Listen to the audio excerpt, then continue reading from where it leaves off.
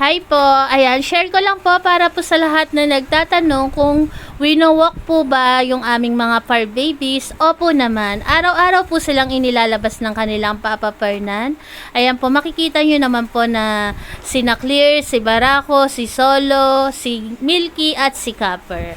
Ayan, galing po sila sa labas at ni-walk po sila ng kanilang Papa Fernan. Ako po ay hindi sumasama at sila lang po.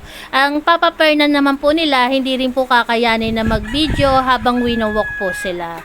Kaya sa mga nagwo-worry po na yung mga alaga namin ay nasa loob lang ng bahay at nai-stress sila kapag nasa bahay lang. Hindi po yun totoo kasi po everyday po at ilang beses po silang wino-walk ng Papa Fernan nila sa maghapon. At hindi ko lang po talaga na ipapakita. Yung mga araw-araw po naming gawain, hindi ko po lahat na ipapakita sa video po namin. Kaya ito po, pinapakita ko po ngayon na sila po ay wino-walk ng kanilang Papa Fernan. Bali 3 batch po ang ginagawa ng kanilang Papa Fernan sa pag-walk sa kanila. At ayan na nga po, tapos na nga pong ilabas din ni Papa Fernan sina Mami Diva, si Iron, si Grace, si Gracia. Ayan po, saka si Janelle. Si Bronze naman po, nailabas na rin po. Yun nga lang, saglit lang pong winok si Bronze dahil nga po meron siyang mga puppies. Gusto niya agad makauwi ng bahay. At ayan, kitang-kita niyo naman po, happy si Grace at si Gracia. Ayan po.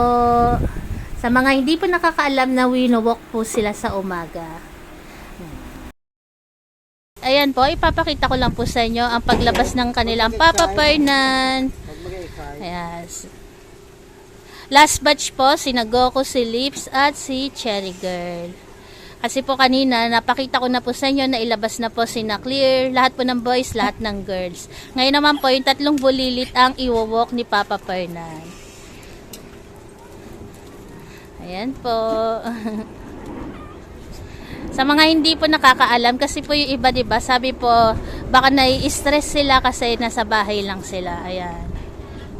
Everyday po yan, nilalabas po sila ng kanilang Papa Fernan.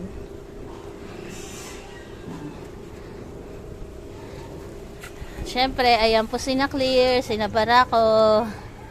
Nilagyan po ng screen ng kanilang Papa Fernan yung aming pintuan.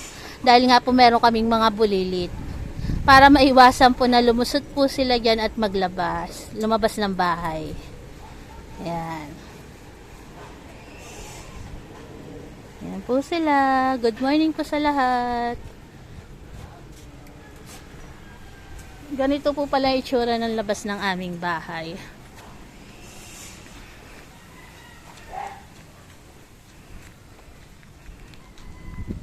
Ayan, ganyan po yung aming bahay. Ayan.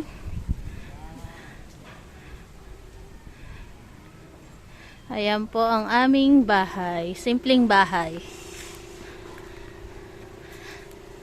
At kung mapapansin nyo po, minsan maraming dahon na nakakalat dahil nga po maraming puno sa amin. Ayan, tulad po yan, nagwalis ako. Mamaya lang po ang dami ng dahon yan kasi ayan, taglagas po yung puno. Ayan, sabay-sabay naglalagas yung mga dahon. Ayan, taglagas yung dahon. Kaya pag sobrang hangin, ang dami nalalaglag na dahon. Ayan, mapuno po sa amin. Hanggang dito sa aming likod bahay. Ayan, mapuno pa rin. At sobrang alikabok.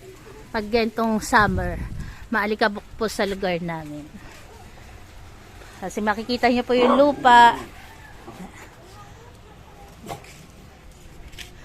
Ayan po yung lupa sa tapat ng bahay namin. Kaya pag mahangin, sobrang alikabok po niyan. Ayan po. Good morning po sa lahat. Ayan po ang update sa Barako family ngayong araw. Salamat po sa tumapos ng video na to. God bless po sa ating lahat. Good morning po. Ingat po tayo palagi. Thank you po.